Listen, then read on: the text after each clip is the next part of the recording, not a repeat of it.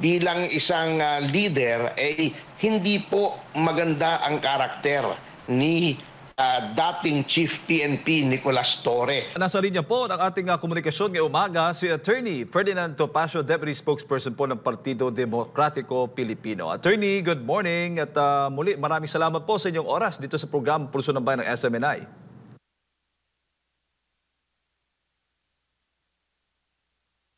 Yes, Attorney, good morning. Good morning po, Ayun. Sir MJ.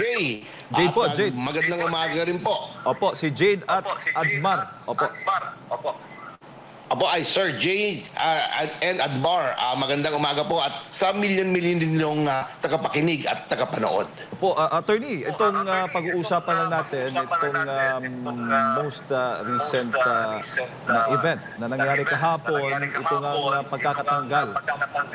Attorney, po pwede ho bang, ayan, wala nang audio, pagkakatanggal sa pwesto ni Police General Nick Torre, dyan po nga sa Philippine National Police. Ano bang masasabi po muna ninyo? Ang masasabi ko po ay tama po yan at nagpakita po ng matibay na liderato ang ating DILG sa pamumuno ni Secretary John Vic Remulla sapagkat napakalinaw naman po na nagsagawa po ng malakihan o malawakang pagbalasa si General Torre nang wala pong pag-observe ng proper protocol na kung saan ito ay dapat idaan sa National Police Commission. At noong siya ay ito po ay pinawalang bisa ng NAPOLCOM at ng kalihim ng DILG ay hindi po sumunod. So that is plain and clear na insubordination na dapat lamang pong patangan ng pagkaparusahan. Opo, pero yung pagkakatanggal po sa kanya at siyempre paglipat po sa bagong liderato ay marami pong nakapansin na hindi po naging formal. Baga, may seremonya pero hindi ganoon yung mainit yung pagtanggap at yung pagkakaalis niya ay para bang biglaan, ganun lang, immediately, Attorney. Opo, dapat po naman sapagkat actually po nagtataka ako at gusto ko na nga pong magkomento na kung bakit ang isang hepe ng ating kapulisan na tila yata ay ayaw sumunod at sumusuway sa utos ng mga mandakatataas sa kanya ay nananatili pa.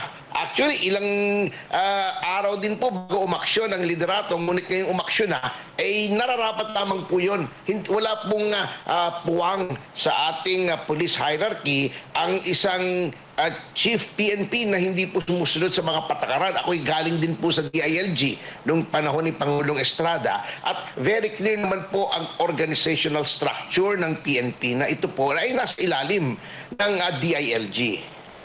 Opo. Hindi ho ba ito makakaapekto naman po sa moral ng mga kapulisan po natin? Actually po, yung pagbalasa ng walang pahintulot ng NAPOLCOM ay yun po ang nakakaapekto sa moral sapagkat it would appear kung hindi po ito inaksyonan na General Nicolas Torre is above the law and above the established protocols of the National Police Service.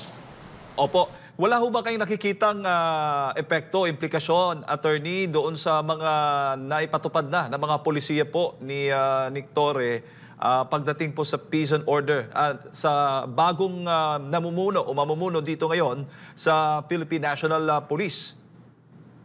Well, every new PNP chief has his or her own priorities pagdating sa policy. Ngunit ang mandato naman po ng ating kapulisan ay baliwanag na nasa saad sa ating saligang batas at ito ay of course to maintain peace and order and enforce yung mga batas ng Pilipinas. At I wish the new PNP chief, well, OIC pa lamang naman ngayon, at sana po ay magpatuloy po kung ano man ang adhikain ng PNP in general at hindi lamang ng isang partikular na tao.